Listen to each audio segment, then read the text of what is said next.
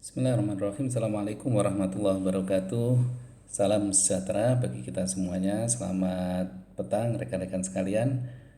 Salam untuk kita berjumpa kembali dalam kelas asinkronus seperti biasa.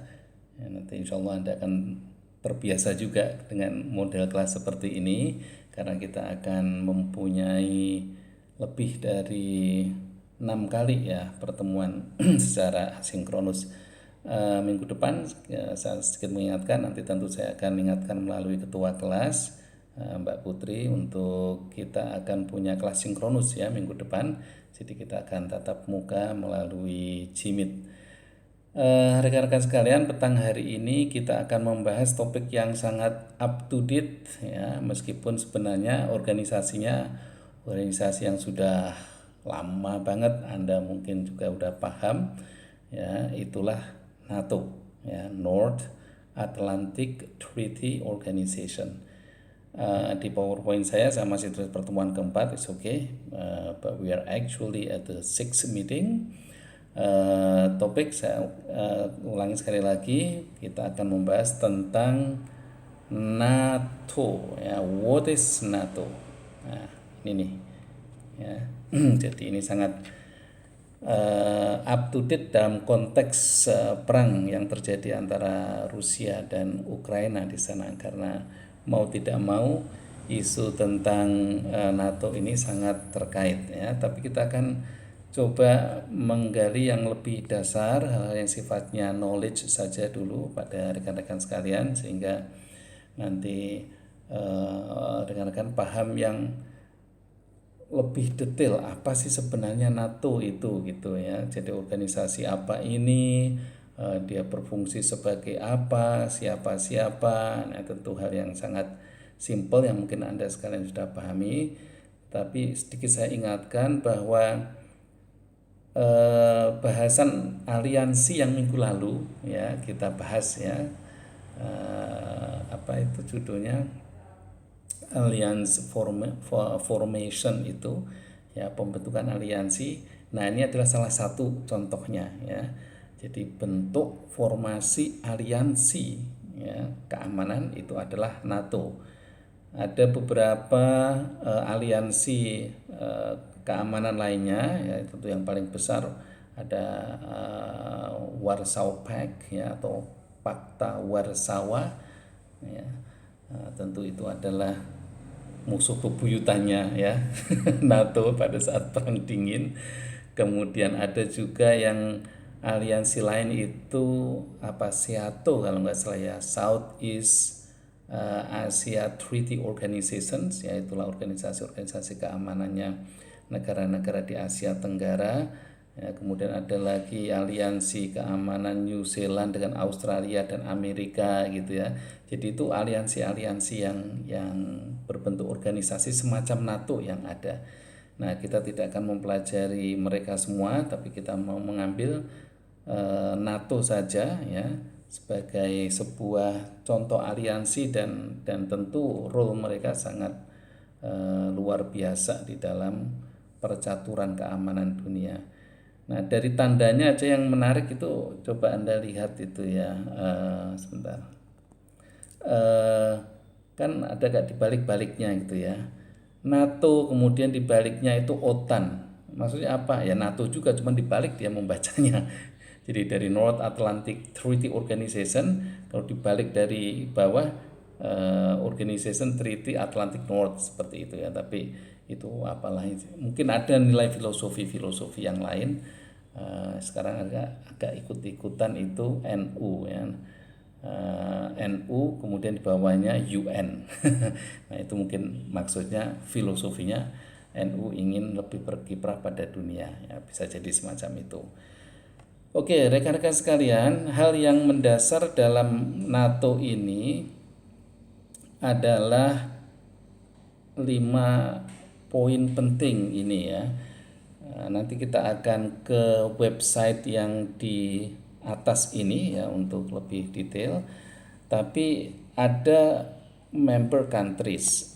Sebentar, saya harus pakai ini lagi. Ya. Kemudian yang kedua ada basic point. Kemudian yang ketiga ada NATO activities ya. Jadi ini semua terkait dengan NATO. Jadi member countries, anggota-anggota negara-negara anggota NATO siapa saja ya, nanti kita bahas di bawah. Kemudian basic point itu hal-hal penting ya di dalam organisasi ini itu apa. Kemudian aktivitasnya itu apa, kita akan bahas. Kemudian yang keempat itu event-event yang kunci, ini ya secara keserahan nanti kita agak sedikit skip gitu aja. Kemudian working structure-nya, nah ini sebagai pengetahuan bagaimana nanti NATO bekerja gitu. Nah untuk member countries ya, itu ada saat ini ya, dia mempunyai 30 anggota ya. Sebagai gambaran perbandingan negara yang menjadi anggota PBB itu ya, UN members, bagi pengetahuan Anda itu ada 193 negara ya. Indonesia tentu masuk di dalamnya. Indonesia pernah keluar dari anggota UN tapi kemudian masuk lagi. Jadi Anda bisa bandingkan ya, dari 193 ya, sebenarnya itu hanya 30 negara yang menjadi anggota NATO. Jadi sebenarnya sedikit ya, tetapi mereka adalah negara-negara yang cukup kuat. Nah, siapa 30 negara itu nanti Anda klik, kita lihat nanti di website mereka ya. Nah, yang menarik dari masalah NATO ini itu adalah di basic point-nya ya. Jadi basic point ini maksudnya adalah hal-hal yang mengikat ya anggota maupun aktivitas-aktivitasnya ya. Ini yang ada di basic point. Nah, ada 4 itu ya, ada political, ada military, ada collective defense, ada transatlantic links ya, ini ya. Kemudian ada strategic konsepnya NATO seperti apa. Yang menarik 2 hal rekan-rekan sekalian. Yang pertama, bahwa NATO itu adalah tidak hanya organisasi di bidang keamanan, tetapi dia juga di bidang politik ya. Jadi NATO itu mempunyai 2 peran ya, kayak kita dulu punya itu kali ya, TNI punya 2 fungsi itu. Jadi dia mempunyai peran politik ya, dan dia jangan lupa memang ini ada aliansi militer gitu. Itulah NATO itu. Jadi hal-hal yang sifatnya politis di dalam negara masing-masing anggota domestik itu menjadi bagian ya dari apa yang juga dikerjakan oleh NATO gitu. Nah, tentu masalah militernya ya. Nah, oleh karena itu nanti ini saya mengharap betul ini ya, nanti dalam forum saya tulis di dalam e-learning Anda harus diskusi ya. Nah, itulah yang terjadi dengan Ukraina ya, ketika mereka ingin itu ya menjadi anggota NATO, yang membuat Rusia kemudian panas, dan itulah yang saya kira menjadi alasan utama ya kenapa kemudian Rusia menginvasi itu ya. Jadi ketika negara itu sudah masuk dalam keanggotaan NATO, maka 2 entitas ini ya, politik dan militer, itu menjadi tidak hanya urusan negara itu saja, tetapi itu menjadi urusan 30 negara lainnya ya, yang menjadi anggota NATO. Itu maksudnya. Lebih-lebih ya ketika berhubungan dengan collective defense. Nah, ini konsep yang sangat penting ya, yang rekan-rekan perlu pahami. Jadi apa yang dimaksud dengan collective defense nanti kita akan lihat di dalam websitenya ini ya. Jadi website nanti kita akan klik bersama-sama itu di sini ya. Ya. Di sini ini www.nato ya. Dan sudah saya. Nah, kalau Anda klik nanti Anda akan lihat ini. Jadi ini sudah di websitenya NATO ya. Jadi ini sangat public access ya. Jadi semua orang bisa mengaksesnya. Info-info yang tadi saya sampaikan juga ada di sini. Nah, kita nanti akan bahas sedikit mendetail ya, tapi tidak lama berkenaan dengan masalah eh, collective defense ini, ya. Ini karena penting, dan itu pula yang menjadi semacam apa ya, impian gitu oleh negara-negara kecil terutama, ya, untuk bisa menjadi anggota NATO karena ada unsur collective defense ini. Nah, ingat Anda bagaimana yang saya jelaskan waktu pertemuan minggu lalu itu antara balancing, ya, ini Tesiana yang waktu itu sudah menjawab, ya, versus bandwagoning. Nah, jadi negara-negara kecil itu biasanya dia mengambil di sini, ya, dia mengambil bandwagoning, kecuali dia yang memang negara-negara yang mempunyai apa ya, jiwa revolusioner gitu. Jadi ya, saya nggak peduli dengan negara-negara besar, saya akan membuat aliansi lagi apa penyeimbang gitu ya dengan negara-negara kecil lainnya. Maka dia biasa mengambil balancingnya ini gitu. Nah, untuk collective defense, konsep ini, ya, konsep collective defense ini itu tidak lebih dari bandwagoning ini itu. Jadi numpang aja itu, ya, negara-negara itu dalam konteks ini menumpang ke NATO gitu, ya. Nah, nanti saya akan sedikit bahas di apa masalah collective defense ini. Kemudian di bagian yang ketiga, ya, jadi tadi kan sudah members, kemudian basic point itu activitiesnya, ya. Jadi activities ini aktivitas NATO maksudnya. Nah, ini berkenaan juga dengan operasi-operasi. Nah, termasuk yang kita nanti akan bahas di dalam forum di e-learning itu adalah operations and mission, ya, di Ukraine saat ini, ya. Jadi bagaimana peran NATO sebenarnya, ya, akan sangat menarik kalau Anda melihat 2 hari lalu atau kemarin, ya, ketika Presiden AS itu pergi ke Warsaw, ya, Warsawa. Jadi Anda itu nilai politis dan apa namanya itu politis dan historisnya itu luar biasa. Jadi Warsawa ini dulu adalah bagian dari, maka kemudian nama apa namanya aliansinya kan Fakta Warsawa, ya. Jadi betapa ketika masih Uni Soviet itu ada, ya, maksudnya kota ini, ya, Warsawa ini di Polandia itu tentu adalah bagian dari Uni Soviet gitu, ya. Dan kemudian tentu sekarang sudah apa tidak, ya, bagian dari dari Rusia karena udah nggak ada Uni Soviet. Dan Presiden Joe Biden kemarin ke sini, ya, ke Warsawa ini dan memberikan pidato yang luar biasa menurut saya. Itu semacam tantangan terbuka, ya, menurut saya, tapi saya nggak tahu nanti rekan-rekan bagaimana mempersepsinya, ya.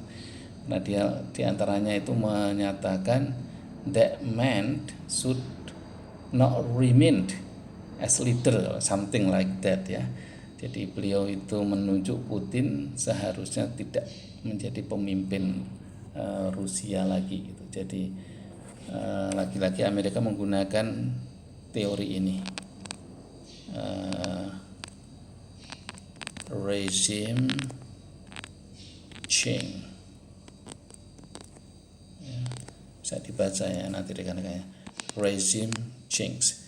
Inilah yang juga Amerika pakai waktu Arab Spring, ya, itu Libya, Tunis, Irak, apa gitu, Mesir termasuk, ya, semuanya tumbang. Jadi saya nggak tahu apakah bisa dengan Rusia ini karena beda ini, ya. Oke, itu nanti activities. Kemudian untuk yang 2 poin lainnya yang ini key event sama structure, saya kira nanti kita agak sedikit ini aja lah, skip gitu aja karena nggak begitu penting. Ini hanya sejarahnya aja waktu misalkan pasca persis setelah Perang Dunia II misalnya begitu. Oke, kita sekarang kembali ke yang ini ya, basic point ya. Terutama tadi yang saya ingin jelaskan pada masalah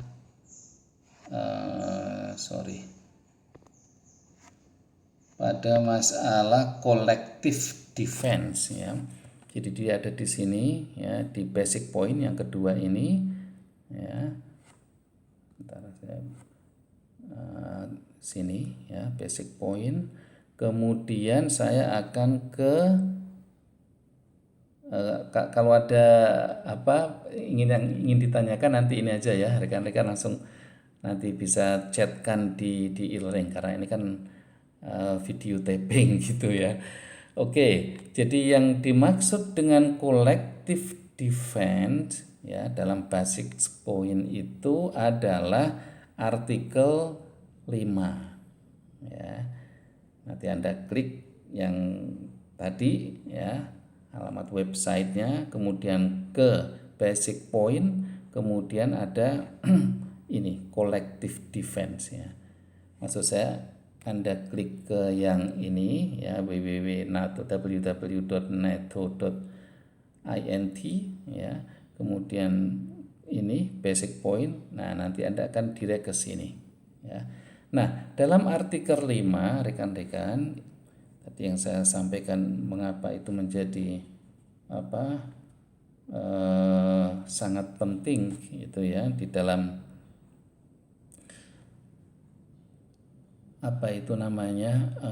hukum ya negara yang menjadi anggota NATO ya, itu karena ini ya. Pendek tetapi ini very powerful. Collective defense mean that bahwa an attacks ya, sebuah serangan against one ya, melawan sebuah negara ally ya yang menjadi anggota adalah considered ya, dipertimbangkan as sebagai an attack against all allies. Jadi Anda bisa membayangkan kalau misalkan ini kita masih andai-andai ya, kalau karena memang masih belum masuk. Kalau Ukraine itu masuk anggota NATO, maka serangan terhadap Ukraine ya, sekarang ini misalkan ya, Rusia menyerang Ukraine, maka Rusia itu akan berhadapan dengan 30 negara anggota ya. Jadi siapa 30 negara anggota itu? Ya ini Anda bisa melihat ini ya. Tentu ada negara-negara kecil seperti Albania ya, saya punya teman diplomat dari sana juga itu. Dan pada mayoritas Islam ini orang Albania ini. Ya, kemudian ada Belgia tentu ya. Albania baru masuk menjadi anggota NATO pada tahun 2009. Belgia lebih awal dia pasca Perang Dunia II itu 49 ya, sampai tentu yang di bawah ini ya, top-topnya ini ya, ada United Kingdom Inggris ya, ada Amerika tentu bosnya ini ya, ada Turki ya, Anda bisa lihat di sini tahun 52 Turki masuk menjadi anggotanya, ada Belanda ya tahun 4. Jadi ini yang besar-besar ya. Kalau yang ini kan Poland tentu ya, yang tadi Warsawa itu ada di negara ini. Nah, kalau ini kan negara kecil, ini kecil gitu. Jadi ketika misalkan ya, ini kita berandai-andai ini ya. Ketika Ukraine ya itu masuk menjadi anggota yang ke-31 misalkan, maka serangan terhadap negara ini itu menjadi serangan terhadap semua negara ini. Gitu maksudnya ya. Itulah yang dimaksud dengan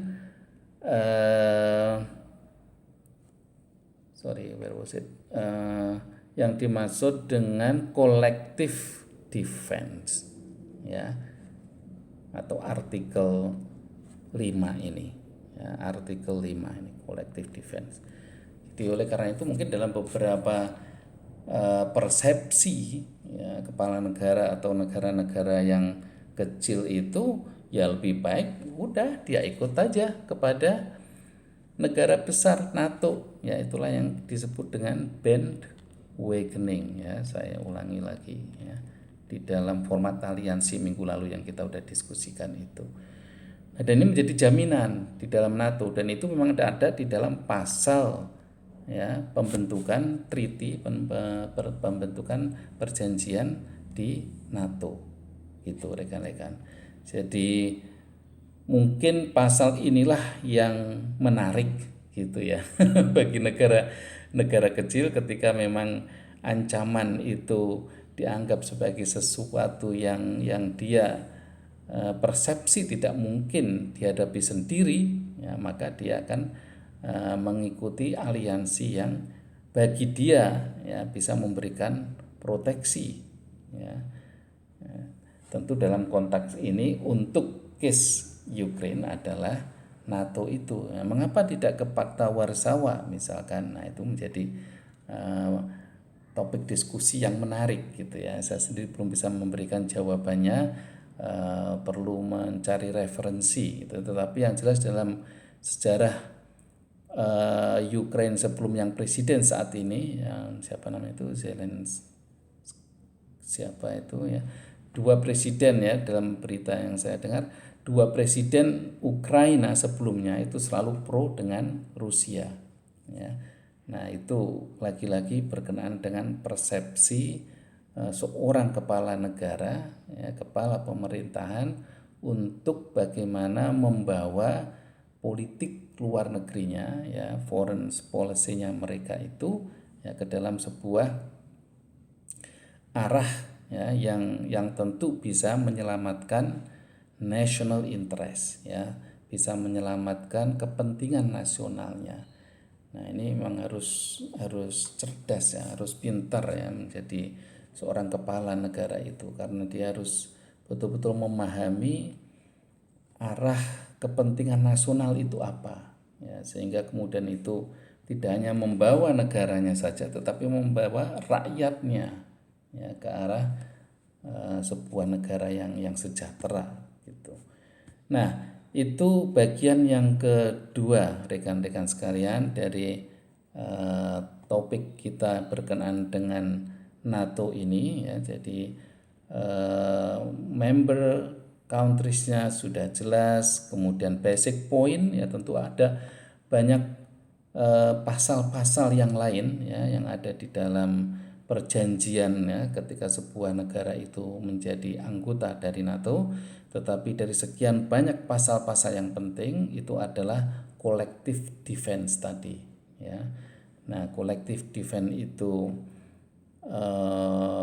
ada di pasal yang kelima dalam perjanjian itu ya, yang bunyi secara lengkapnya adalah seperti ini tadi ya. Collective defense mean that an attack against one ally is considered as an attack against allies. Jadi artinya ketika ada yang diserang ya kan naluri ketika orang diserang kan harus mempertahankan diri gitu ya. Jadi ketika mempertahankan diri sendiri tidak mampu, maka ketika dia menjadi anggota NATO ya dia akan menjadi bagian dari yang lainnya itu. Nah, jadi ada 9/11 juga misalkan yang di sini ya, yang di dalam treaty itu. Jadi ada beberapa apa namanya itu amandemen ya.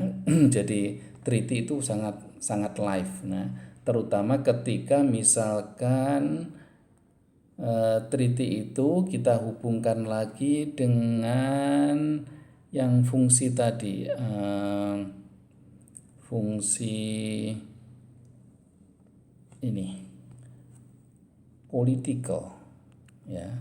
Jadi dia akan sangat apa namanya itu adaptif gitu ya terhadap situasi keamanan dunia ya, tidak hanya keamanan nasional negara per negara tetapi keamanan dunia. Jadi ke arah mana keamanan, tata pola keamanan dunia itu, nah itu diputuskan di dalam politik ini. Ya. Nah, di dalam keterangannya juga sebenarnya kalau kita agak lebih jauh gitu ya mempelajari apa yang di dalam politik itu, masing-masing dari perwakilan negara ya anggota itu hampir tiap hari mereka bertemu ya untuk membicarakan, untuk merapatkan gitu ya, apalagi ketika misalkan ada sebuah event ya, event keamanan tertentu. Nah, itu akan tentu lebih efektif dan lebih efisien ya mereka menggunakan fungsi politiknya ini ya. Jadi tidak hanya masalah militer ya di dalam NATO itu, tapi mereka juga membicarakan masalah politik. Oke, kita sekarang move to ya NATO activities. Nah, ini lebih ke, sekali lagi saya merujuk ke masalah politik ya. Jadi bisa disampaikan di sini misalkan every day member countries consult and take decision on security issues at all level and a variety fields. Ya. Jadi di dalam fungsi politiknya ya tiap hari bahkan mereka katakan di sini ya setiap hari ya anggota tentu representatifnya ya perwakilannya ya mereka berkonsultasi ya mereka mengambil keputusan ya tentang masalah-masalah atau isu-isu keamanan ya at all level ya pada semua level ya. Nah, kita ingat dan HI ya ada level dalam kajian HI itu ada ada level, ada unit gitu ya. Level itu bisa di level negara atau nasional, ada di level regional, ada di level global. Ya, itu untuk levelnya, tingkatannya. Nah, kemudian untuk yang di unit itu nanti lebih ke aktor ya. Jadi ada aktor negara, perdana menteri, presiden gitu ya, pejabat pemerintah itu aktor di dalam negeri. Ada aktor yang sifatnya itu trans ya, itulah lembaga-lembaga yang multinasional ya, seperti PBB ya dan anggota-anggota ininya, anggota-anggota institusinya ada UNESCO, ada UNICEF, ada ILO. Nah, itu aktor ya, aktor-aktor internasional ya. Nah, itu karena ini all level ya, jadi mereka itu diskusikan ya, bayangkan ya. Jadi tidak hanya membicarakan masalah domestik negara anggota, tetapi tentu ya level domestik pada negara-negara lainnya, di tingkat regional dia diskusikan, di tingkat global juga didiskusikan, dan seluruh isu ya. Nah, itu aktivitas-aktivitasnya ya. Nah, tentu ada aktivitas militer ketika mereka melakukan operasi. Nah, inilah yang ada di sini ya. Nah, Anda lihat di bagian kedua ini ya, operation and mission. Nah, ini ada ketika di Kosovo ya, tentu sekarang mungkin kalau mereka secara formal menentukan di Ukraina ya. Nah, nanti Anda bisa klik sendiri lah ya di sini nih di operation and, di yang warna biru itu. Nah, itu dia menjelaskan ya, banyak sekali operasi-operasi NATO dari sejak berdiri ya tahun 49 itu ya pasca Perang Dunia II ya sampai sekarang gitu. Nah, itu yang ada di dalam aktivitasnya. Itu udah hampir setengah jam ini. Kemudian, ya ini tadi yang kita hanya skip saja. Ini kesejarahan. Sayangnya Anda tidak bisa mengklik ini videonya, mungkin terlalu sensitif ya. Saya tidak tahu. Cuman ini yang di web ini hanya dari tahun 49 sejak berdirinya ya, Birth of NATO ini ya. Dari sejak kelahirannya sampai perang dingin ya, kemudian 2010 ya, sekarang udah 2022 jadi udah 12 tahun ya tidak mungkin mereka terdokumentasikan tetapi tidak di share untuk publik. Nah, itu yang ada di key event, kemudian working structure. Nah, ini Anda bisa membayangkan, saya terus terang ya, sebuah organisasi itu kan kalau mereka mempunyai sebuah struktur yang ramping itu kan bagus ya, tapi cukup besar juga. Anda bisa melihat di sini ya. Jadi members dimulai dari anggota, negara anggota, nggak begitu jelas ya ini, negara anggota, strukturnya jadi dia menjadi yang terbesar ya, maksudnya menjadi yang terpenting lah ya. Kalau udah berkumpul semuanya, keputusannya tentu itu yang akan dijalankan. Kemudian ke bawahnya ada NATO delegation, Anda bisa lihat itu ada nuklir, maksudnya yang ada di bidang nuklir gitu ya. Kemudian ada sekjennya tentu ya, Secretary General seperti layaknya PBB. NATO juga punya sekjen NATO gitu. Kemudian ada beberapa ini bagian yang lain ya. Jadi ada komite-komite, panitia-panitia tertentu. Nah ini tentu akan menyesuaikan dengan isu-isu yang sedang ditangani gitu. Nah ini sebagai pengetahuan Anda saja, tidak perlu kita bahas ya berkenaan dengan struktur di NATO itu ya. Nah inilah rekan-rekan sekalian perkuliahan singkat kita berkenaan dengan NATO ya, sebagai salah satu contoh formasi aliansi yang telah kita pelajari minggu yang lalu.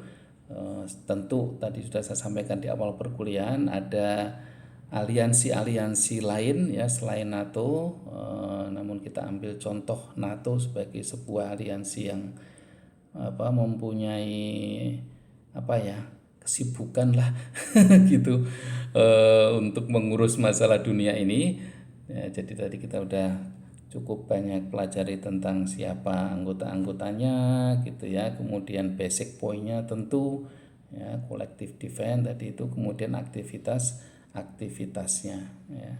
Jadi bagaimana sisi politik ya, dan sisi militernya ya aliansi ini ya, dan tentu yang menarik ya. Jadi sekali lagi saya inginkan Anda nanti berdiskusi di forum e-learning ya. Jadi di sela-sela kesibukan Anda lah yang bekerja, saya paham banget. Saya waktu S2 di UI juga full bekerja ya di Kedutaan Besar Amerika pada saat itu. Sorenya saya kuliah di UI untuk ambil S2. Jadi dan sekolahnya juga sama kayak Anda, Senin sampai Jumat ya. Waktu itu malah nggak ada online. Jadi semuanya offline, orang tahun 99 saya kuliah sampai 2002. Jadi sempatkan sedikit ya berdiskusi di forum. Nanti saya beri case-nya apa ya, seperti yang pertemuan minggu lalu. Nah, nanti Anda berkomentar di situ ya. Insya Allah kita akan mendiskusikan masalah peran NATO ya, di dalam masalah Rusia Ukraina. Saya kira demikian ya rekan-rekan sekalian, kuliah kita petang hari ini berkenaan dengan topik salah satu contoh aliansi yakni NATO, dan semoga bermanfaat ya. Nanti saya akan ikut dalam berdiskusi juga, semoga menjadi ramai diskusinya di forum di e-learning nanti ya. Saya kira demikian. Anda juga bisa bertanya juga pada perkuliahan ini di dalam diskusi nanti kalau misalkan dari apa yang tadi saya jelaskan masih butuh penjelasan-penjelasan yang lainnya. Saya kira demikian rekan-rekan sekalian, selamat beraktivitas, selamat petang. Assalamualaikum warahmatullahi wabarakatuh.